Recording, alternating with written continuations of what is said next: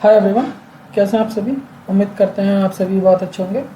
तो last video में हमने लाइनक्स देखी थी और लाइनक्स में शेल स्क्रिप्टिंग क्या होती है, कैसे हम शेल स्क्रिप्टिंग कर सकते हैं और उसके साथ ही टार करना, अपनी फाइल्स को कंप्रेस करना और अनकम्प्रेस करना, हमने ये भी देखा था।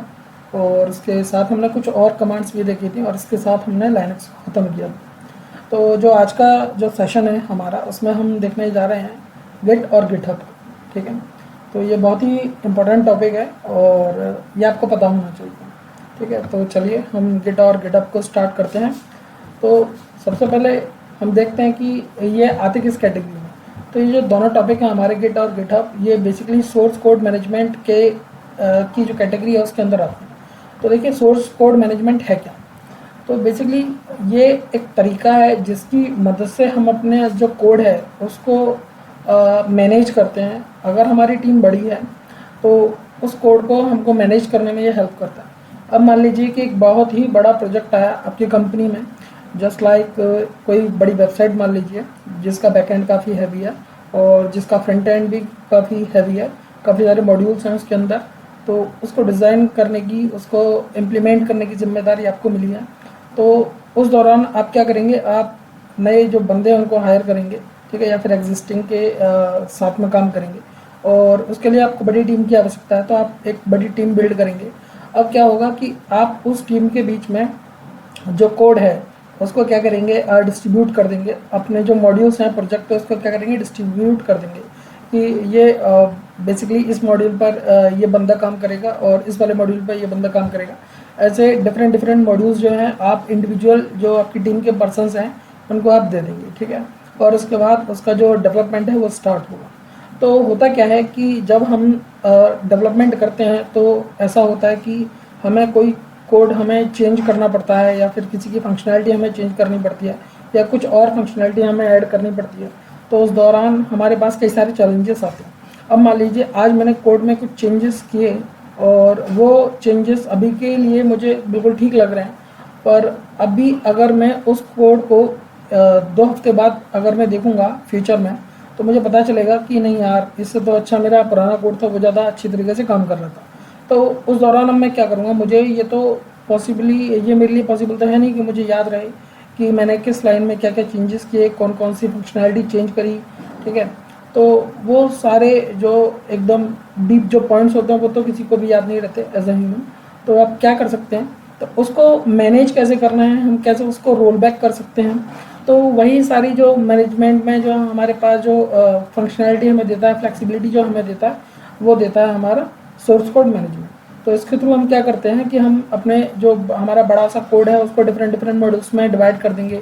अब क्या होगा, हमारी जो टीम डेवलप करेगी उसको क्या करेगी, एक सेंट्रल रिपोजिटरी बना देंगे और वो क्या करेगी, सेंट्रल रिपोजिटरी में उसको कमिट करती रहेगी। ठीक है, उस कोड को पुश करती रहेगी।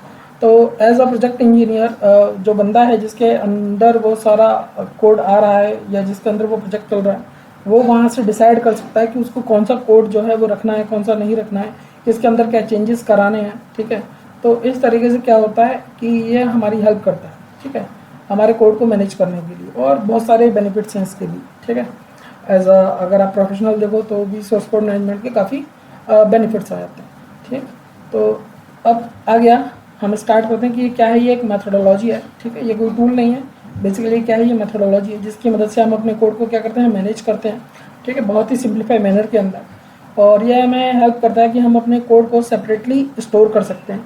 ठीक, अब ये क्या करता है, इसके थ्रू हम वर्जन्स भी क्रिएट कर सकते हैं अपने कोड को। जैसे कि मान लीजिए डे 1 है तो उसका जो कोड उसने जो पुश किया है तो उसका एक वर्जन 1 बन गया, दूसरे दिन आया तो वर्जन 2, अगले दिन आया तो वर्जन 3, इस तरीके से उसके वर्जन्स भी क्रिएट होते जाते हैं। या फिर आप जितनी बार चेंजेस करेंगे उसके उतने वर्जन्स बन जाते हैं। ठीक है, अब उसके बाद ये हमें फ्लेक्सिबिलिटी देता है कि हम उसके साथ जो कोड है उसमें चेंजेस कर सकते हैं। ठीक है, तो ये भी हमें फ्लेक्सिबिलिटी मिल जाती है। अब जो सोर्स कोड मैनेजमेंट है ये बेसिकली 2 तरह से किया जाता है। एक होता है हमारा CVS जिसमें बोलते हैं हम सेंट्रल वर्जनिंग सिस्टम, और एक होता है हमारा DVS जिसको बोलते हैं डिस्ट्रीब्यूटेड वर्जनिंग सिस्टम। ये 2 बहुत ही ज़्यादा फेमस हैं। अब दोनों के अंतर दोनों के बीच में क्या डिफरेंसेस हैं ये भी हम देखने वाले हैं। ठीक है, तो अब हम आगे वाले पर आते हैं और पहला वाला टॉपिक देखते हैं कि CVS जो है हमारा सेंट्रल वर्जनिंग सिस्टम, ये क्या है। तो देखिए सेंट्रल जो वर्जनिंग सिस्टम है इसमें हम एक रिपोजिटरी बना लेते हैं, ठीक। और उस रिपोजिटरी में हम जो डिफरेंट डिफरेंट हमारे जो डेवलपर्स हैं, जैसे developer 1, developer 2, developer 3, developer 4 and so on, उनको हम उसमें कनेक्ट कर देते हैं, ठीक। तो जो सेंट्रल वर्जनिंग सिस्टम है इसकी सबसे बड़ी जो आप खासियत कह लीजिए या फिर इसको आप इसका ड्रॉबैक कह लीजिए, इसके लिए एक इंटरनेट का यूज़ होता है, ठीक है। बहुत ज़रूरी है इसके लिए इंटरनेट का यूज़, विदाउट इंटरनेट आप इसको एक्सेस नहीं कर सकते हैं। दूसरा ये जो इसका मेजर ड्रॉबैक आता है वो ये आता है कि इसके अंदर जब आप सेंट्रल वर्जनिंग सिस्टम का यूज़ करते हैं तो इसके अंदर आपका जो डेटा है, जो आपका कोड है, वो आपके लोकल मशीन में प्रेजेंट नहीं रहेगा। मतलब कि सिंपल यह है कि जब भी आप कुछ भी कोड कर रहे हैं तो आप डायरेक्टली इस रिमोट जो आपकी जो रिपोजिटरी है, सेंट्रल रिपोजिटरी, इसके अंदर आप फंक्शनिंग करेंगे, इसके अंदर आप कोड लिख रहे होंगे, मैनिपुलेट इसी के अंदर डायरेक्ट आप कर रहे होंगे, ठीक है, वाया इंटरनेट। इसलिए यहाँ पर इंटरनेट की ज़रूरत है। आप लोकली विदाउट इंटरनेट या कुछ नहीं कर सकते, ठीक है। आपको अगर ये यूज़ करना है तो आपको इंटरनेट की ज़रूरत पड़ेगी और डायरेक्ट आप उसके साथ एक्सेस करेंगे, अपने रिपोजिटरी को एक्सेस करेंगे, उसमें मैनिपुलेशन करेंगे, ठीक है। तो अब होता क्या है कि आप मान लीजिए कि किसी भी कारणवश आपकी जो रिपोजिटरी है वो फेल हो जाती है, या उसमें वायरस आया था, या कोड आपका डैमेज हो गया, तो उस केस में क्या होगा, इन जो डेवलपर्स हैं इनके पास में तो इनकी लोकल मशीन में तो कोड अवेलेबल है नहीं, और यहाँ पर कोड डैमेज हो चुका है, तो ये बहुत बड़ा लॉस हो जाता है किसी भी कंपनी के लिए या फिर किसी भी इंडिविजुअल पर्सन के लिए। तो उस कंडीशन में क्या होता है, ये हमारी जो CVS सिस्टम है ये कहीं ना कहीं लैग हो जाता है, ठीक है, ये पीछे रह जाता है। तो इसका जो सुधार किया वो किया हमारे DVS ने, जो है हमारा डिस्ट्रीब्यूटेड वर्जनिंग सिस्टम। बेसिकली जो गिट है आपका और जो गिटहब है वो इसके उदाहरण है, ठीक है, इसके एग्जांपल्स हैं, गिट हुआ, गिटहब हुआ, ठीक है। गिटहब तो बेसिकली एक आपका स्टोरेज है। आप और ले लीजिए जैसे कि बिटबकेट हुआ, मर्क्यूरी हुआ, ठीक है। तो काफ़ी सारे हैं मार्केट के अंदर, पर सबसे ज़्यादा फेमस हमारा गिट है और स्टोरिंग के लिए गिटहब है, ठीक है। तो अब होता क्या है कि DVS किस तरीके से काम करता है, इसमें क्या है, हमारी रिपोजिटरी बन जाती है, एक सेंट्रल रिपोजिटरी होती है, और उससे कनेक्टेड ये छोटी छोटी जो डेवलपर्स हैं उनको हम कनेक्ट कर लेते हैं, ठीक है। तो यहाँ डेवलपर 1 हमने कनेक्ट कर लिया, डेवलपर 2 कनेक्ट कर लिया, डेवलपर 3 और डेवलपर 4। बेसिकली ये जो कनेक्शन है ये है इसका मतलब ब्रांचेस, ठीक है, ये रूट टाइप स्ट्रक्चर है। तो यहाँ एक रूट है, मतलब कि रिपोजिटरी है, सेंट्रल रिपोजिटरी यहाँ भी है, और उसमें हमने क्या किया, जो ब्रांचेस के थ्रू हमने developer 1, developer 2, developer 3, developer 4 and so on हमने उसमें अटैच कर दिया। तो DVS के अंदर काम किस तरीके से होता है, इसमें जो डेवलपर है वो क्या करेगा, अपने लोकल सिस्टम में एक डायरेक्टरी बनाएगा, ठीक है, और वो कोड उसके अंदर लिखेगा, ठीक। जब उसे लगेगा कि हाँ ये कोड अब बिल्कुल परफेक्ट है, फाइन है, अब मैं इसको आगे भेज सकता हूँ, और ये जो मेरा प्रोडक्शन है, मेन प्रोजेक्ट है, उसमें इम्प्लीमेंट करने के लिए रेडी है, तो उस कंडीशन में क्या होगा, ये क्या करेगा, अपना जो कोड है उसको, और यही मैं यहाँ से आपको समझाता हूँ तो और ज़्यादा आपको बेटर समझ में आएगा। तो उस कंडीशन में ये क्या करेगा, जब इसको लगेगा डेवलपर 1 को कि हाँ जो उसने यहाँ डायरेक्टरी में काम किया है और वो ये जो ओके हो गया है, तो इसको आगे फॉरवर्ड किया जाए, ठीक है, इसको आगे पुश किया जाए। तो उस कंडीशन में जो डेवलपर है ये क्या करेगा, ये क्या है, अपने जो कोड है उसको बेसिकली यहाँ पर आपकी जो सेंट्रल रिपोजिटरी है इसमें क्या कर देगा, पुश कर देगा, ठीक। तो वो कोड यहाँ से उठकर आपकी सेंट्रल रिपोजिटरी में चला जाता है, पर उसके बीच में आपकी एक एरिया आती है, एक स्टेज और आती है, जिसको कि हमने यहाँ मेंशन किया हुआ है, वो है आपकी स्टेजिंग एरिया, ठीक है। अब स्टेजिंग एरिया का मतलब ये है कि जब आपने यहाँ पर फाइल बना दी और फाइल बनाने के बाद आपको लगा कि हाँ अब ये बिल्कुल ठीक है और आपने उसको ऐड कर दिया, आप उसको कमिट करना चाह रहे हैं, ठीक है, तो वो जो प्रोसेस है जहाँ पर वो बिल्कुल रेडी हो चुकी है, उसके रिसोर्सेज सब अप टू डेट हैं, ठीक है, और वो एकदम आगे कमिट करने के लिए रेडी है, तो वो हमारा कोड आ जाता है यहाँ पर स्टेजिंग एरिया में। आप इसको बोल लीजिए कि एक मिडल वेयर है, तो ये एक स्टॉप है जहाँ पर आपकी बस आकर रुक जाएगी थोड़ी देर के लिए, ठीक है। और जब ये बस स्टॉप है, अगर आपको वहाँ से उतरना है तो आप उतर सकते हैं, मतलब वापस जा सकते हैं, या फिर आप अपनी जो डेस्टिनेशन है उसकी तरफ आप आगे जा सकते हैं, ठीक है। डेस्टिनेशन यहाँ पर क्या है, हमारी रिपोजिटरी है, और ये हमारे बीच में बस स्टैंड पड़ रहा है, और ये डेवलपर का घर है जहाँ से वो जा रहा है, ठीक है।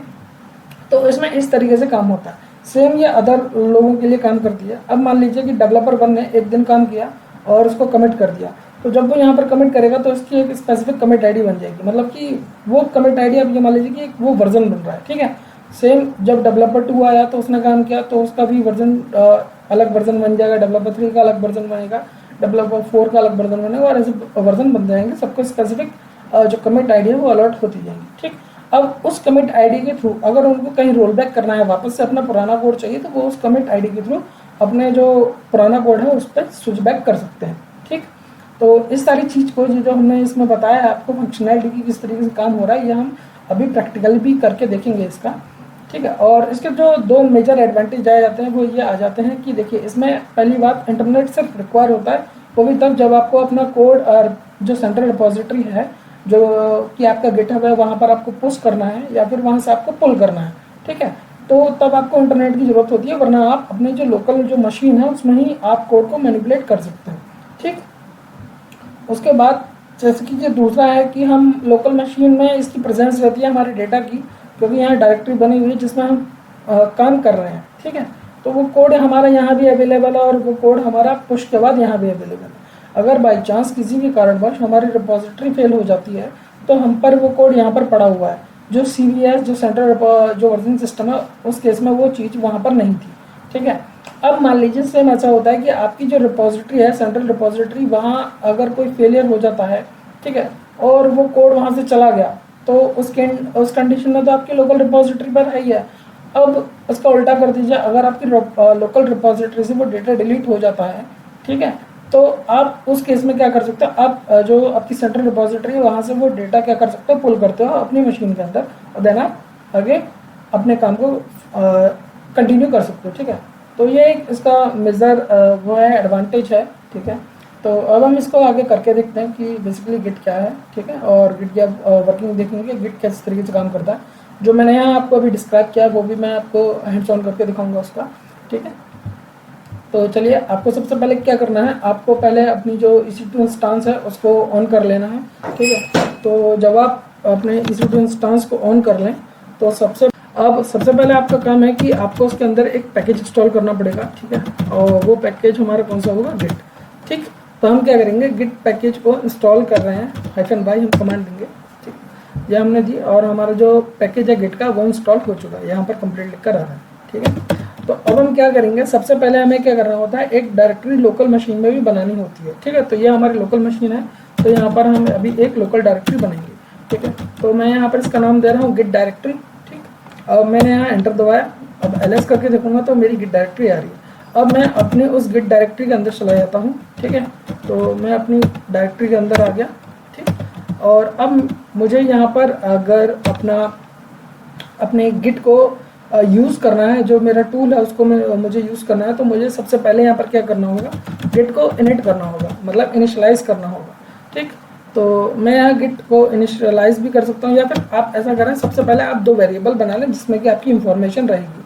तो जब भी आप उस कोड को कमिट करोगे तो उसके साथ में आपकी जो इन्फॉर्मेशन है वो अटैच होकर जाएगी उसमें। ठीक है, तो सबसे पहले हम ये कर लेते हैं, गिट इनिट कर लेते हैं। ठीक है, हमने गिट इनिट किया तो देखिए इसने यहाँ पर हमें मैसेज दिया कि यूजिंग मास्टर आपका जो इनिशियलाइजेशन है वो हो चुका है। ठीक है, तो अब हम इसमें अपने वेरिएबल्स बना लेते हैं जो हमें बनाने हैं। तो देखिए वेरिएबल कैसे बनेंगे, हमें कॉन्फ़िगरेशन के लिए 2 वेरिएबल बनाने हैं।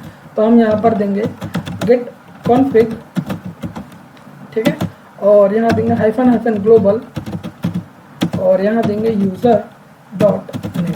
हमने यहाँ यूज़र डॉट नेम दे रहे हैं और डबल कोट्स के अंदर, मतलब हमें स्ट्रिंग मैसेज पास करना है, तो आप यहाँ पर नाम दे दो अपने यूज़र का। तो मैं यहाँ पर अखिलेश पास कर रहा हूँ अभी। ठीक है, अब मैं क्या कर रहा हूँ, इसमें और भी वेरिएबल पास कर रहा हूँ, जैसे कि मेरी अभी मैंने नाम पास किया है, अब मैं ईमेल इसमें पास करना चाह रहा हूँ।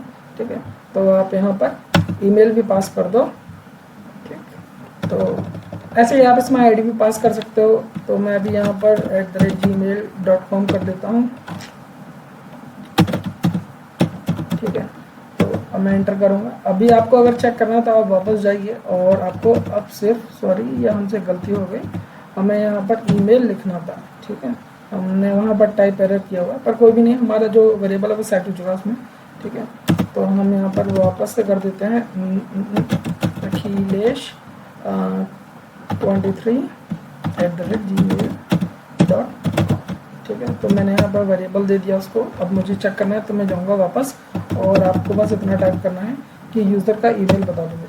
ठीक है, तो जब मैंने ये बोला कि यूज़र का ईमेल बता दो तो इसने मुझे ये जो उसका ईमेल है जो मैंने वहाँ पर स्टोर किया था, वो उसने मुझे यहाँ पर दे दिया है। ठीक है, तो अब हमारा पहला काम आता है कि हमको अभी हमने गिट को इनिशलाइज किया है इस डायरेक्टरी के अंदर। ठीक है, और अभी मैं अगर मुझे इसका स्टेटस चेक करना है तो मुझे देना होगा गिट स्टेटस। ठीक है, तो जब मैं गिट स्टेटस दूंगा तो अभी ये कुछ भी नहीं बताएगा उसके अंदर। ठीक है, तो कह रहा है कि अभी आपके पास कुछ भी नहीं है कमिट करने के लिए और आपने अभी तक कोई कमिट नहीं किया हुआ है और अभी आप मास्टर ब्रांच के अंदर हैं। ठीक है, तो हम क्या करते हैं, अब एक फ़ाइल बना लेते हैं।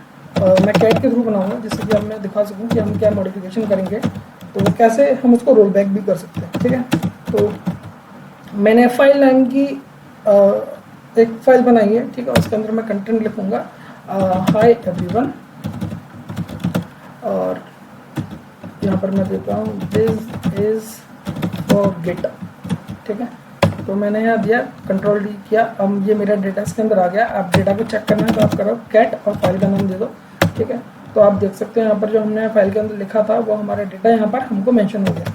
ठीक है, अब आप यहाँ पर अगर गिट को अगर चेक करेंगे गिट का स्टेटस, तो अभी ये आपको दिखाएगा कि अनट्रैक्ड। ठीक है, और रेड कलर में दिखाएगा आपको। ठीक, तो हम अगर इसको चेक करें तो देखो ये कह रहा है कि अभी आप मास्टर ब्रांच पर हैं, अभी तक कोई कमिट नहीं हुआ है और अनट्रैक्ड फाइल है आपके पास एक। और कौन सी है वो फाइल, वो है आपकी ये फाइल नाम की, और देखो इसका कलर रेड आ रहा है, मतलब कि अभी हमने सिर्फ बनाई है और उसके साथ अभी कुछ ऑपरेशन हमने परफॉर्म नहीं किया हुआ है।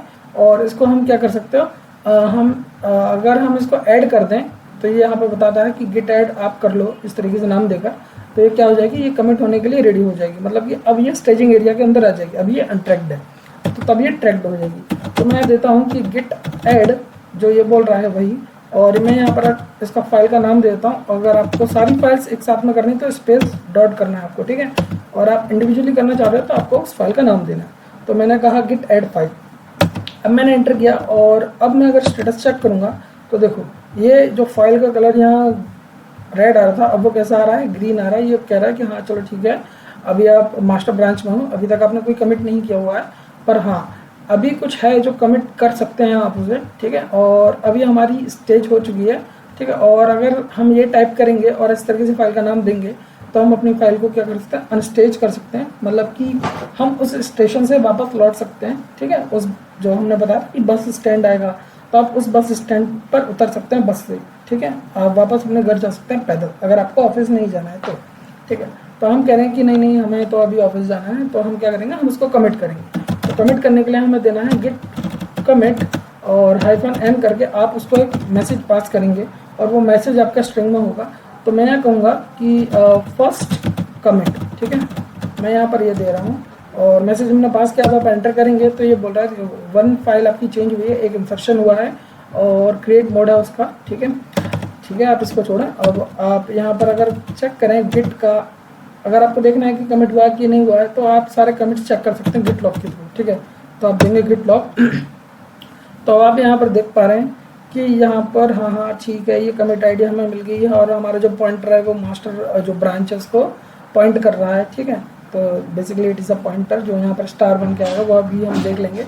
ठीक है, और यहाँ पर ये आ रहा है कि किस बंदे ने इसको बनाया, उसका ईमेल आईडी क्या है। ठीक, और उसका मतलब ये डेट और टाइम वगैरह सब मेंशन होता है, तो यहाँ पर पता चल जाता है हमें कि किस बंदे ने क्या क्या काम किया हुआ। ठीक है, और यहाँ पर हमें दिख रहा है कि हाँ फर्स्ट कमिट हुआ है यहाँ पर। ठीक, अब अगर हम यहाँ पर गिट का स्टेटस चेक करें तो देखो ये हमें अभी यहाँ पर कुछ नहीं दिखाएगा। ठीक है, क्योंकि अभी कुछ है नहीं हमारे पास। ठीक, अब क्या है, अब हम एक और इस फाइल के अंदर चेंजेस कर लेते हैं। ठीक, मैं अब इसको मॉडिफाई कर रहा हूँ, तो कैट और हमने इस फाइल को क्या किया, मॉडिफाई किया है। ठीक, अब मैं इसमें एक लाइन और कर रहा हूँ। तो यहाँ पर हम लिखते हैं today we are learning about Git. ठीक है, तो अब मैंने इसको कंट्रोल डी किया, सेव किया। ठीक, और हम इसको चेक भी कर लेते हैं कि ये लाइन हमारी लिखी हुई है कि नहीं लिखी, तो हम कैट करके फाइल का कंटेंट चेक कर लेंगे। तो हाँ देखो ये हमने पहले लिखा हुआ था, ये वाली पहली line hi everyone this is for Git, ये हमने फर्स्ट बार जब कमिट किया था, कमिट करने से पहले हमने ये लिखा हुआ था। और अभी हमने इसको मॉडिफाई किया और मॉडिफाई करने के बाद हमने इसमें ये लाइन ऐड कर दी, मतलब हमने ये कोड ऐड कर दिया।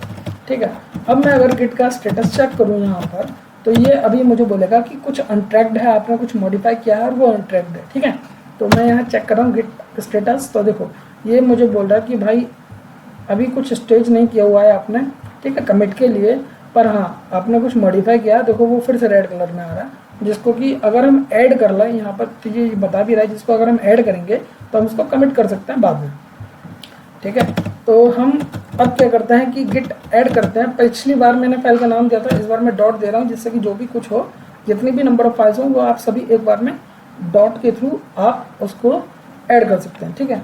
और अगर आप इंडिविजुअली जाना चाहते हैं तो आप इंडिविजुअली ऐड कर सकते हैं, जैसे कि फाइल 1, फाइल 2, फाइल 3, इस तरीके से उनका नाम लिख सकते हैं इसके साथ। तो अभी मैंने एंटर दिया, और अगर मैं अब स्टेटस इसका चेक करूँगा तो देखो ये मुझे दिखाने वाला है कि हाँ भाई अब आपकी फाइल जो है वो स्टेज हो चुकी है, ठीक है, स्टेजिंग एरिया में आ चुकी है। अब आप इसको कमिट कर सकते हो। तो मैंने कहा ठीक है भाई कमिट करते, चलो ठीक है, हो गया अपना काम, ठीक है, आज का हमने कर लिया। तो हम यहाँ पर कमिट करेंगे और हाइफन एम देंगे, ठीक है, और यहाँ पर हम मैसेज लिखेंगे कि मॉडिफाइड फाइल, ठीक है, क्योंकि हमने इसको मॉडिफाई किया तो हमने यहाँ दिया मॉडिफाइड फाइल।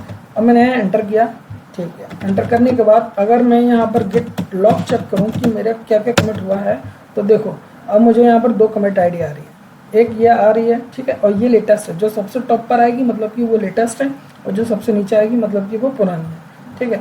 तो देखो यहाँ पर कमिट के आप हिसाब से देख सकते हो, यहाँ पर हमारा फर्स्ट कमिट हुआ मतलब ये पुराना वाला है, और ये हमारा मॉडिफाइड फाइल है जो हमने अभी भी कमिट किया है, ठीक है। पर अब क्या हो कि आपको वापस से उसी कोड पर जाना हो जो आपने पिछली बार ऐड किया है। अभी तो इस सेशन में मैंने अभी ये सिर्फ अभी हाल के हाल में ये कोड चेंज कर दिए। अब मान लीजिए कि मैंने जो फर्स्ट फाइल है वो बनाई हुई थी 6 अगस्त को, और मुझे वापस से आज मैं काम कर रहा हूँ 6 सितंबर को, और मुझे 1 महीने पुरानी वाली फाइल के वापस जो कोड लिखा था मैंने वही कोड मुझे चाहिए। मुझे पता चला कि नहीं यार ये कोड तो काम नहीं कर रहा, पुराना जो मैंने कोड लिखा था वो बिल्कुल ठीक था, वही काम करेगा, और उसमें मैं थोड़ा सा चेंज करूँगा तो वो एकदम ओके हो जाएगा, ठीक। तो अब मैं वो कैसे पा सकता हूँ, ठीक है। तो उसके लिए यहाँ पर आपको लिखना है गिट चेकआउट, ठीक है, और आपको यहाँ से इसकी जो कमिट आईडी है वो आपको यहाँ से कॉपी कर लेनी है, ठीक है। आपको सिर्फ कमिट आईडी पता होनी चाहिए। आपने यहाँ से कमिट आईडी की और यहाँ पर आप उसको पेस्ट कर दो, ठीक। गिट चेकआउट करके आप कमिट आईडी लिखेंगे, आप एंटर दबाएंगे तो देखो यहाँ पर ये कह रहा है कि हाँ गिट ने स्विच कर लिया है अपने आप को, जो ठीक है। और ये यहाँ भी बता रहा है कि गिट ने भाई अपने आप को स्विच कर लिया है, हेड भी हमारा चेंज हो चुका है, ठीक। अब अगर मैं अपनी फाइल को चेक करूँ तो कैट करके मैं अपनी फाइल का जो कंटेंट है वो चेक करने जा रहा हूँ, ठीक है। तो अभी हमने जब कमिट किया था सेकंड वाला मॉडिफाइड वाला, तो उससे पहले हमने उसमें जो एक लाइन थी कि today we are learning Git, हमने वो ऐड करी थी, ठीक है। अब मैं पुराने वाले पर जा रहा हूँ, मतलब कि मुझे वहाँ पर सिर्फ एक लाइन मिलेगी, तो मैंने यहाँ पर दिया गिट फाइल, ठीक है। अब एंटर जैसे ही मैंने किया तो देखो यहाँ पर मैं पुराने कोड पर पहुँच चुका हूँ, ठीक है। तो इस तरीके से आप क्या कर सकते हो, आपको अगर कमिट की आईडी पता है तो आप पुराने कोड पर रोल बैक कर सकते हो, चाहे वो आपने कभी भी लिखा हो, चाहे 100 दिन पुराना हो, चाहे आपका 4-5 साल पुराना हो, बस आपको कमिट आईडी पता होनी चाहिए उसकी, ठीक है। तो वो आप गिट लॉग से चेक कर सकते हैं, सारा डेट टाइम आएगा, किस यूज़र ने किया वो भी पता कर सकते हैं, ठीक है। और आप उस पर रोल बैक कर सकते हैं पुराने पर, ठीक है। तो ये था अभी हमारा कि गिट को हम किस तरीके से यूज़ कर सकते हैं। अभी अगर आप देखें यहाँ पे कि गिट ब्रांच करके, तो अभी हम दूसरी ब्रांच पर चले गए हैं, हम यहाँ पर हेड पर आ गए। ये पॉइंटर जो है स्टार, वो ये बता रहा है कि भाई साहब आपने मास्टर को छोड़ दिया है और आप हेड पर आ चुके हैं।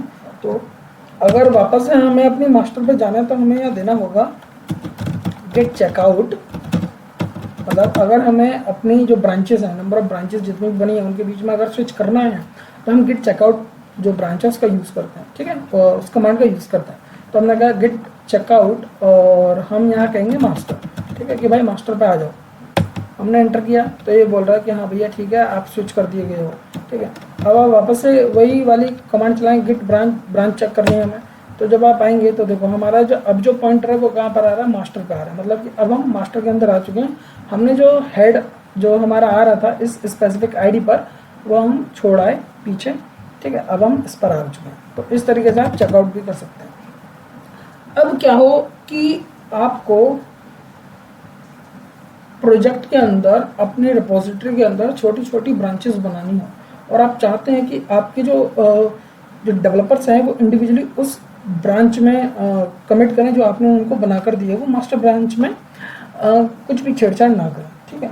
तो उस दौरान आप क्या कर सकते हो, आप ब्रांचेस बना सकते हो, ठीक है। तो उस गिट ब्रांच मतलब ब्रांच बनाने का तरीका है कि आप यहाँ लिख सकते हो गिट ब्रांच, ठीक है। आप यहाँ पर लिखेंगे गिट, पहले तो आपको उस डायरेक्टरी के अंदर आ जाना है जिसकी आप ब्रांचेस बनाना चाहते हैं, ठीक है। तो अब हम उस डायरेक्टरी के अंदर हैं जिसकी हमें ब्रांचेस बनानी है, ठीक है, मतलब हम मास्टर के अंदर हैं। और अब हमें क्या करना है, हमें अपनी जो ब्रांचेस हैं वो बनानी, जैसे कि डेवलपर हो गया, जैसे कि आपका टेस्टर हो गया, इनके लिए हम अपने अपने अलग अलग ब्रांचेस बनाना, छोटी छोटी रिपोजिटरी क्रिएट करना चाह रहे हैं, ठीक है। तो आप यहाँ लिख सकते हो गिट चेकआउट, ठीक है। आपको करना है गिट चेकआउट और फिर आपको देना है -b, ठीक है।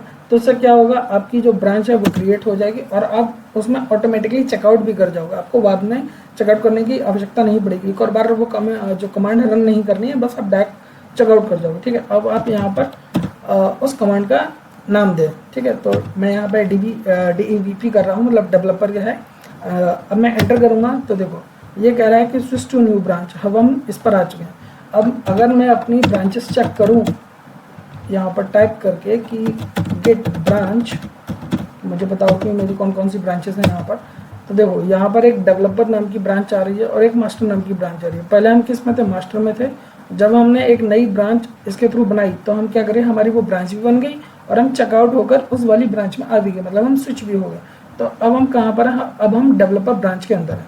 अब क्या है, यहाँ पर डेवलपर जो भी काम चाहे वो कर सकता है, उससे जो मास्टर ब्रांच है वो अफेक्ट नहीं होगी। मान लो आपने यहाँ पर कोड लिखा टच, आपने यहाँ पर कई सारी फाइल बना ली, फाइल और फाइल 2 और फाइल 3 और फाइल 4, ठीक है। इस तरीके से आपने कई सारी यहाँ पर फाइल बनानी, आपकी जो डेवलपर है, ठीक है, कई सारी फाइल बनाई है। एंटर किया, LS किया, तो देखो यहाँ पर अब फाइल बनकर आ रही है, ठीक है।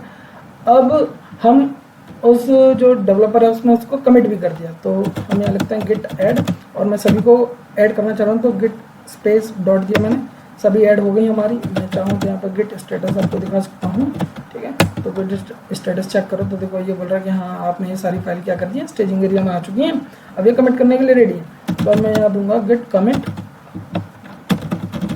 ठीक है। तो और यहाँ पर मैं मैसेज पास करूँगा गिट कमिट -m, और अब मैं यहाँ पर मैसेज लिखूँगा कि डेवलपर हैज कमिटेड,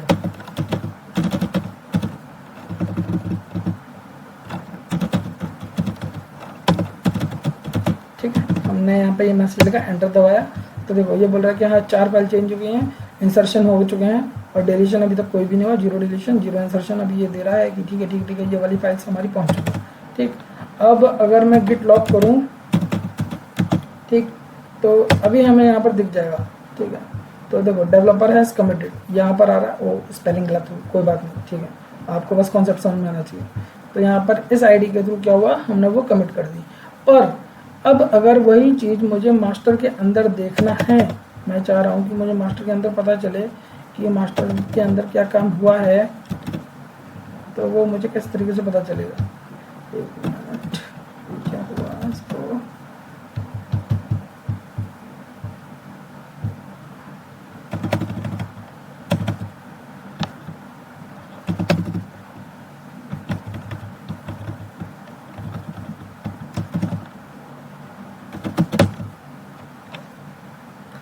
ठीक है। तो अब मैं चाह रहा हूँ कि अब मैं अपनी ब्रांच को स्विच करता हूँ, ठीक है। तो अब हम यहाँ पर अगर चेक करें गिट ब्रांच, तो हमको पता चल रहा है कि अब हम डेवलपर में हैं, ठीक है। अब हम मास्टर के अंदर जाके देखते हैं कि वहाँ पर ये कमिट हुआ है कि नहीं हुआ है, ठीक है।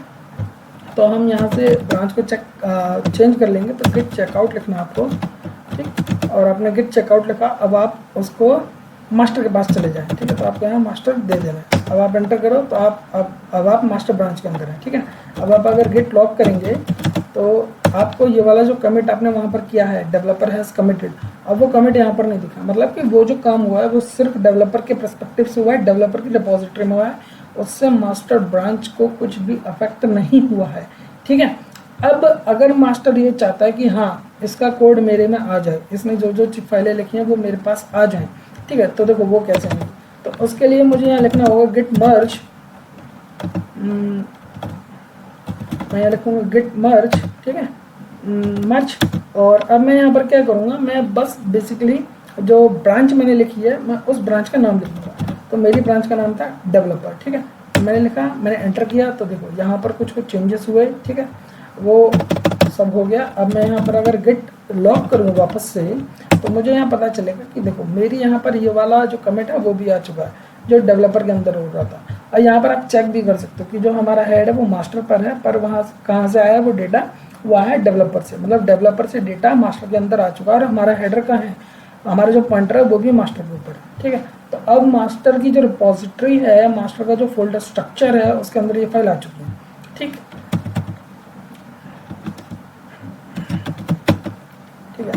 अब आप यहाँ चेक करें ls करके, तो देखो आपको यहाँ पर जो फाइल बनाई थी हमने, demo file, file 3, file 4, file 2, वो सारी फाइल भी हमारी यहाँ पर आ चुकी है।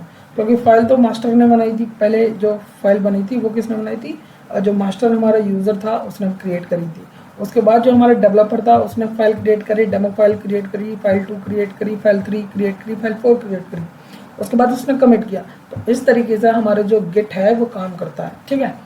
इस तरीके से हम जो कोड है उसका मैनेजमेंट कर सकते हैं। इस तरीके से वर्जनिंग जो है वो क्रिएट होती है। अब ये तो था हमारा गिट। अब अगर आपको गिटहब देखना है कि गिटहब कैसे काम करता है, तो गिटहब इज़ बेसिकली सेंट्रल, आप ये कह सकते हो कि रिमोट स्टोरेज है हमारे पास, जहाँ पर हम अपना डेटा क्या कर सकते हैं, स्टोर कर सकते हैं, ठीक है, ईजिली। तो उसके लिए आपको क्या करना है, आपको सबसे पहले अपने गिटहब अकाउंट पर आ जाना है, ठीक है। आपको गिटहब अकाउंट बना लेना है, और बहुत कमाल की चीज़ है। और हर किसी जो डेवलपर हैं, जितने भी बंदे हैं आईटी से जुड़े हुए, उनकी बेसिकली जो गिटहब प्रोफाइल है वो तो होनी ही होनी चाहिए, ठीक है। अब आप क्या करें, अब आप न्यू पर आ जाएं, यहाँ पर आप न्यू पर क्लिक करेंगे तो ये बोलेगा कि हाँ रिपोजिटरी का नाम बताइए जो आपको रिपोजिटरी बनानी है, ठीक है। तो हम यहाँ पर देते हैं डेवऑप्स और 3 करके मैं इसका नाम दे रहा हूँ, ये नाम मेरा एग्जिस्ट कर रहा है। अब मैं इसको पब्लिक ही रहने देता हूँ, आप चाहो तो इसको प्राइवेट बना सकते हो, आप चाहो तो पब्लिक बना सकते हो। मुझे इसका डिस्क्रिप्शन नहीं देना, आप चाहो तो इसको दे सकते हो, ठीक है। अगर आपको फाइल्स ऐड करनी है, रेडमी फाइल .gitignore फाइल, तो आप यहाँ से कर सकते हैं। मैं अभी कुछ नहीं करना चाह रहा, मैं बस क्रिएट करूँगा इसको, ठीक है। तो अब मैंने जब क्रिएट किया तो देखो इसने ये वाला पेज मुझे खोल के दिया। ये बहुत कमाल का पेज है, बहुत काम का पेज है, ठीक है। ये आपको इंस्ट्रक्ट करता है कि अब आपको क्या क्या काम इस पर परफॉर्म करने हैं, ठीक है। अगर आपके सिस्टम के अंदर कोई भी रिपोजिटरी है, कोई भी फोल्डर स्ट्रक्चर है, कोई भी डायरेक्टरी है जो उस आपके अकाउंट से, जो उस प्रोजेक्ट से रिलेटेड अगर उसके अंदर एग्जिस्ट नहीं कर रही है, तो आप फर्स्ट वाले कोड के साथ जाओ, ठीक है। पर अगर आपने पहले से कोई रिपोजिटरी बना रखी है तो आप इस सेकंड वाले कोड के साथ जाएंगे, ठीक है। अगर आपको जस्ट इंपोर्ट करना था आप इसके साथ जा सकते हैं, ठीक है, इंपोर्ट कोड या रहा पूरा, ठीक है। तो हम जाएंगे बेसिकली इसके साथ में, जो ये बोल रहा था कि यहाँ बोल भी रहा है कि push an existing repository from the command line. हम कमांड लाइन से जो हमारे जो फोल्डर्स हमने बनाए हैं जो डेवलपर के और उसके, अब हम उनको पुश कर देंगे, हम इसके अंदर डेटा लेकर आएंगे, पूरा यहाँ पर स्टोर करेंगे, ठीक है। तो आपको क्या करना है, आपको वन बाय वन ये वाली जो कमांड्स हैं वो कॉपी कर लेनी है। पहले हमने ये वाली कमांड कॉपी करी, अब हम अपने टर्मिनल में आए और हमने इसको पेस्ट किया, यहाँ पर हमने एंटर किया, ठीक है। अब हमें पता करना है कि हम कौन कौन से ऑपरेशंस परफॉर्म कर सकते हैं। तो आपको यहाँ पे लिखना है गिट रिमोट, ठीक है, आपको गिट रिमोट लिखना है। और अगर -v करके देंगे आप, तो देखो ये आपको बोल रहा है कि अब आप इससे फैच कर सकते हो और डेटा को पुश भी कर सकते हो, ठीक है। तो इससे हम 2 ऑपरेशन परफॉर्म कर सकते हैं, ठीक। अब आप वापस से उसी अपने पेज पर आइए। अब ये बोल रहा है कि गिट ब्रांच मेन करके आप इस वाली कमांड को भी चला दो, ठीक है। हमने यहाँ से इसको कॉपी किया, हम यहाँ पर आए और हमने इसको पेस्ट किया, ठीक है। अब हमने एंटर किया, ठीक है, ये हमारी एग्जीक्यूट हो गया। अब ये बोल रहा है कि अब आप इसकी मदद से इसको पुश भी कर सकते हैं। तो git push -u origin main हमें लिखना है, ठीक है। तो हम क्या करते हैं, हम इसको भी कॉपी कर लेते हैं, हम वापस से अपने इंस्टेंस में आते हैं और हम इसको भी पेस्ट कर लेते हैं, ठीक है। अब मैं जैसे एंटर करूँगा तो देखो ये मुझसे पासवर्ड के लिए मांगेगा, ठीक है। मैं वहाँ पर पासवर्ड प्रोवाइड भी करूँगा, ठीक है। तो देखो ये पहले बोल रहा है कि आपको यूज़र नेम बताना है, तो मैं यहाँ पर जो यूज़र नेम है वो यहाँ दे रहा हूँ, ठीक है। आप यहाँ पर अपना यूज़र नेम डालें, ठीक है। मैं यहाँ पर डाल दिया, मैंने एंटर किया। अब ये मुझसे पासवर्ड मांग रहा है। बेसिकली क्या है कि अगर मैं अब इसको पासवर्ड दूंगा तो ये मुझे एक एरर भी दे सकता है। बेसिकली मैंने अभी अपना टोकन सेट किया है तो उसको देना नहीं चाहिए, पर अगर ये देगा तो आपको मैं ये बताऊंगा कि आप अपना टोकन कैसे सेट कर सकते हो। क्योंकि जो गिटहब ने अब अपना जो पासवर्ड डालने का ऑप्शन है उसको क्या है वॉइड कर दिया है। अब वो टोकन की हेल्प से आपको सपोर्ट प्रोवाइड कराते हैं, ठीक है। तो पहले मैं यहाँ पर अपना पासवर्ड दे लेता हूँ, मैंने यहाँ डाला तो देखो इसने मुझे एरर दे दिया, फेटल ऑथेंटिकेशन फील्ड। ठीक है, ये यहाँ भी बोल रहा है, देखो यहाँ पर आ भी रहा है, support for password authentication was remove. 13 अगस्त को वो रिमूव कर दी गई 2021 में। ठीक है, और अब हम 2022 में चल रहे हैं, ये क्या, अब हम इसको कैसे सही करेंगे। ठीक है, तो उसके लिए अगर आपको ठीक करना है तो देखो आपको यहाँ अपनी सेटिंग्स में आना है, यहाँ ये सेटिंग्स पर जाइए। ठीक है, और उसके बाद आपको सबसे नीचे आ जाना है, यहाँ पर आपको मिल रहा है डेवलपर सेटिंग का ऑप्शन। अब आप यहाँ जाइए डेवलपर सेटिंग्स के अंदर, और यहाँ पर अब आप आइए पर्सनल एक्सेस टोकन्स में, और देन अब ये बोल रहा है कि DevOps3 has no expiry date. ठीक है, कोई बात नहीं, मैं वापस से इसमें चला जाता हूँ। ठीक है, और यहाँ टोकन तो आ ही नहीं रहा है, चलो ठीक है, कोई बात नहीं, रीजनरेट कर लेते हैं इस टोकन को। हमने टोकन को रीजनरेट किया, अब हम यहाँ रीजनरेट कर लेते हैं। ठीक है, तो ये हमसे नाम मांगेगा, यही नाम रहने दीजिए आप, और मैं यहाँ से नहीं कर पा रहा हूँ अभी, तो आप हाँ अब हम इसको अपडेट करेंगे नीचे आके। तो देखो अब ये हमारा जो टोकन है वो अपडेट हो चुका है। ठीक है, पर इसने हमें कॉपी करने का ऑप्शन नहीं दिया है, कोई बात नहीं, आप ऐसा करें, आप हम इसको डिलीट कर लेते हैं यहाँ से। ठीक है, I understand and I delete the token. Delete हो चुका है टोकन। अब मैं जनरेट न्यू टोकन पर जा रहा हूँ। अब मैं यहाँ पर उसका नाम दूंगा तो DevOps। ठीक है, और ट्रायल यहाँ पर नाम दे लेता हूँ मैं इसको। बाकी का सब कुछ ऐसे ही बना रहने दो। आप जनरेट टोकन पर क्लिक करो।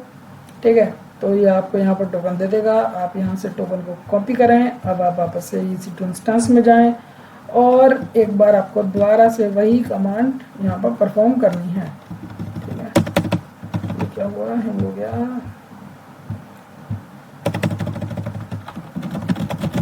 हमारा जो टर्मिनल है वो इनएक्टिव हो चुका है, तो मैं इसको एक्टिव कर लेता हूँ, फिर मैं वापस आता हूँ।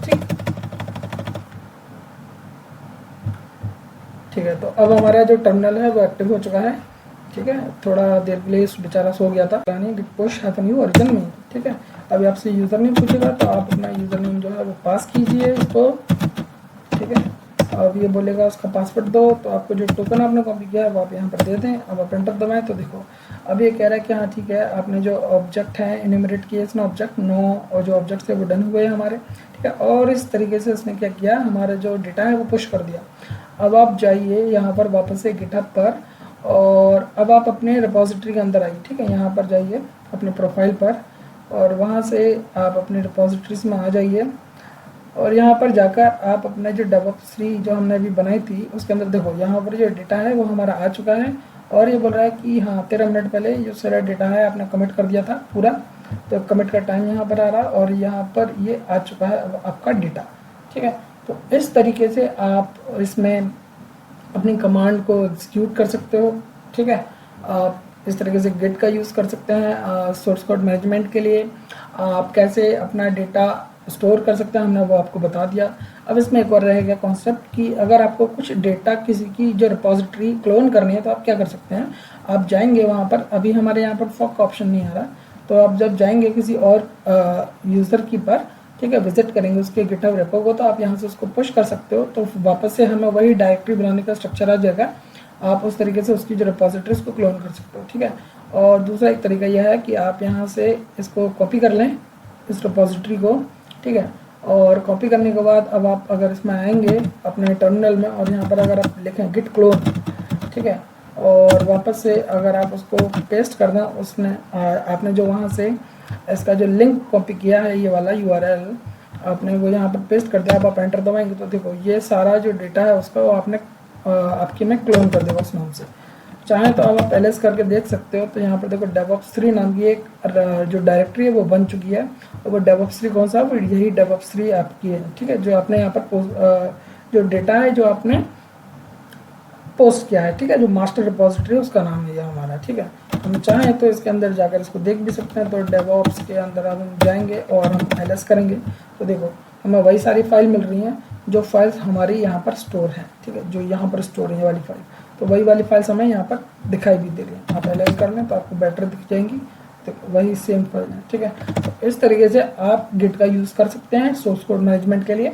अगर आपको कोई भी अपना डेटा है वो अगर सेंट्रल रिपोजिटरी में स्टोर करना है तो आप गिटहब का यूज़ कर सकते हैं, उसके बेसिक कमांड्स हमने आपको बता दी हैं।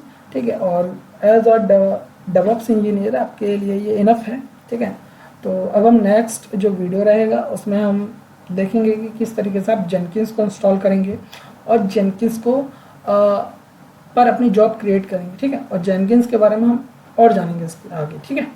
तो अभी के लिए इतना ही, धन्यवाद, मिलते हैं आपसे नेक्स्ट वीडियो में।